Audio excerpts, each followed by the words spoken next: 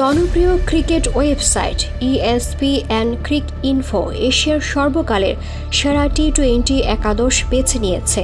যাতে বাংলাদেশের একমাত্র প্রতিনিধি হিসাবে জায়গা পেয়েছেন অলরাউন্ডার সাকিব আল হাসান। ক্রিক ইনফোর এই দলে প্রতি দেশ থেকে সর্বোচ্চ 4 জন প্রতিনিধি রাখা হয়েছে, যে দলের নেতৃত্বে আছেন ভারতের মহেন্দ্র সিং ধোনি। ওপেনিংয়ে 2 লঙ্কান সোনাথ, জয়সূর্যা আর মাহেলা জয়াবর্ধনে, 3 ও 4 নম্বরে ভারতের বিরাট কোহলি এবং সূর্যকুমার যাদব,